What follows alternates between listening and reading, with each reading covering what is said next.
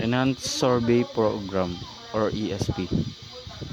The purpose of ESP is ensuring safety and compliance for the ship.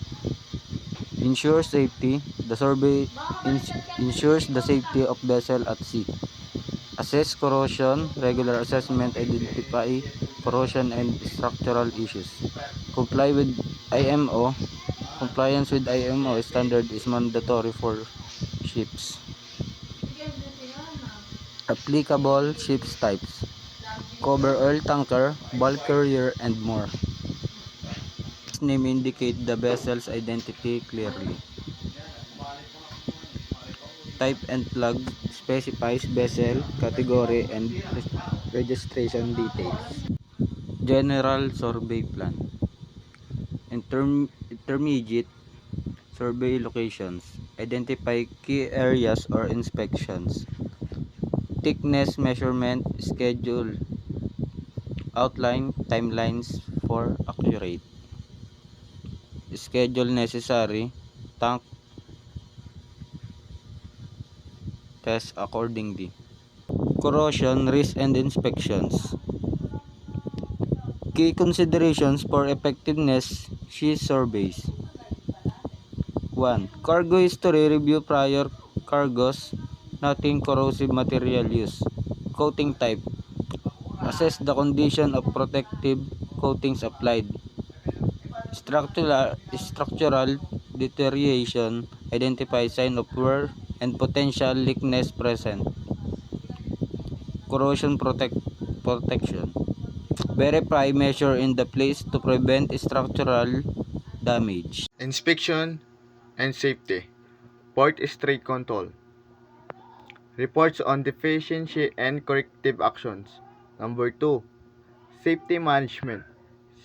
System ensure hull maintenance compliance. 3. Link to safety management over permissible demolition, understanding allowable thickness reduction for safety. Ship categories. Thickness reduction vary based on ship category. Bulk carrier. Notes. Special rules apply to bulk carrier for safety. Structural safety. Ensure integrity against corrosion and structural fatigue. Allowable reductions. Specific thickness limits are defined for compliance. Access provisions, essential means and equipment for surveys. Means of access. Various methods ensure safe surveyor access. Survey equipment. Specialized tools are used for accurate measurements. Tank coverage. All tank types required through inspection protocols. Surveyor access. Safe access is critical for effective inspection. Tank particulars. Overview of essential tank information and inspection.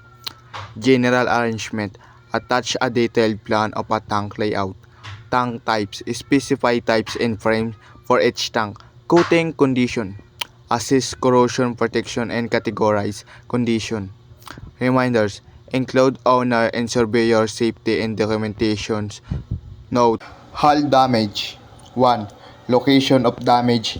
Identify where damage occurred on hull. 2. Cause of damage. Determine reasons behind the hull damage. 3. Description of damage. Detail the nature and extent of danger. Corrosion in structural plans. First one, identification of areas. Identify significant corrosion zones effectively. Second, key structural plans. Ensure availability of essential structural documentation. And the last one is owner's signature required. Owner's representative must sign for validation.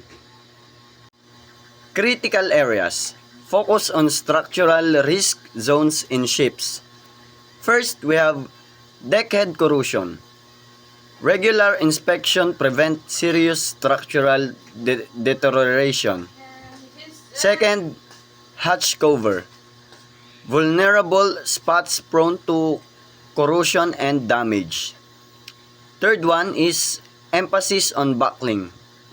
Monitoring is essential for maintaining structural integrity. And the last one is emphasis on corrosion risks. Identifying risk helps in proactive maintenance strategies. Summary of responsibilities. First, owners or managers.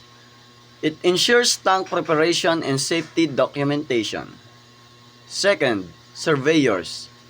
Verify condition and compliance records diligently. Third one is thickness measurement. Conduct accurate thickness assessment reliably.